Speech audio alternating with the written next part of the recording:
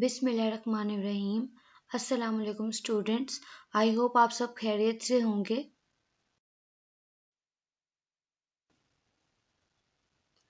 आज हमने अपने यूनिट नंबर 9 की जो एक्सरसाइज का रिमेनिंग पार्ट था वो करना है।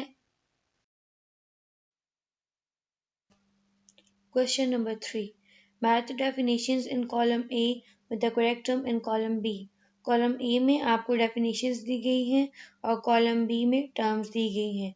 तो पहले आपने डेफिनेशंस पढ़नी है और फिर देखनी है कि ये किस टर्म की डेफिनेशन है, और फिर जो आंसर होगा उसका जो अल्फ़ाबेट है वो हम नीचे ब्लैंक्स में लिखेंगे।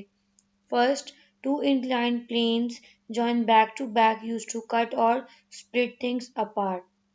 के दो इंक्लाइंड प्लेन्स जब एक दूसरे के साथ जॉइंट होती हैं और फिर उनको यूज़ किया जाता है किसी भी चीज़ को कट और स्प्लिट करने के लिए, तो उसको हम क्या कहते हैं? तो इसका आंसर है वेज। तो इसका डी पार्ट आप लिखेंगे फर्स्ट ब्लैंक में। Second, a rigid bar or rod that rests and moves on a support and is used to move a heavy load easily। कि एक rigid movable bar जिसको use किया जाता है किसी भी चीज को सपोर्ट करने के लिए या एक हैवी लोड को मूव करने के लिए। तो इसका आंसर है लीवर। इसके लिए हम एक लीवर को यूज करते हैं। तो सेकंड ब्लैंक में आपने ई लिखना है। Third, a rope or string wound around a grooved wheel used to move objects up, down or across। एक रोप को यूज किया जाता है एक ग्रूव्ड व्हील में, जिसमें हमने पढ़े थे कि एजेस होते हैं, और फिर उसको यूज किया जा रहा है किसी भी चीज को अप और डाउन मूव करने के लिए। तो इसका जो आंसर है वो है पुली। इसके लिए हम एक पुली को यूज करते हैं। तो थर्ड ब्लैंक में आपने बी लिखना है। Fourth, a slanting surface used for moving objects from lower to higher or higher to lower surfaces easily। कि एक slanting surface जिसको यूज किया जा रहा था ऑब्जेक्ट्स को लोअर से हायर या हायर से लोअर मूव करने के लिए। तो इसका आंसर है इंक्लाइंड प्लेन, जो एक टिल्ट सरफेस थी जिसको हम यूज कर रहे थे ऑब्जेक्ट्स को मूव करने के लिए।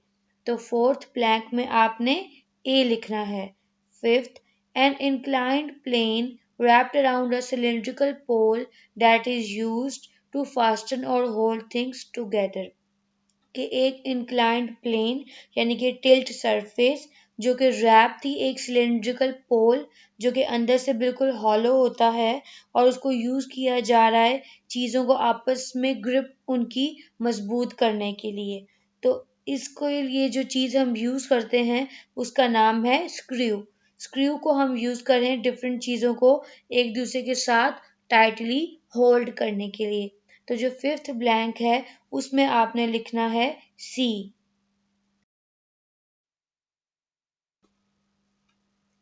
Question number 4, label the load, effort and fulcrum on the illustration below. इस पिक्चर में आपने लोड, एफर्ट और फल्क्रम को लेबल करना है। तो इस पिक्चर में आपको नजर आ रहा होगा कि लेफ्ट साइड पे जो रेड एरो है उसमें आगे लिखा हुआ है एफर्ट। तो ये जो साइड है ये एफर्ट की है। एफर्ट का क्या मतलब था कि जो फोर्स अप्लाई की जा रही है किसी भी काम को करने के लिए या किसी भी चीज को मूव करने के लिए। अब राइट साइड पे जो आपको एरो नजर आ रहा है उस पे लिखा हुआ है लोड। लोड का क्या मतलब है कि ऐसी जगह जहाँ पे कोई भी ऑब्जेक्ट है और उस ऑब्जेक्ट को मूव किया जा रहा है ऊपर या फिर नीचे। जो दरमियान में आपको एरो नजर आ रहा है वहां पे आप देखेंगे नीचे लिखा हुआ है फल्क्रम।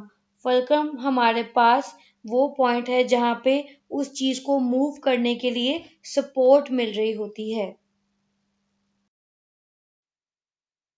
5, word search।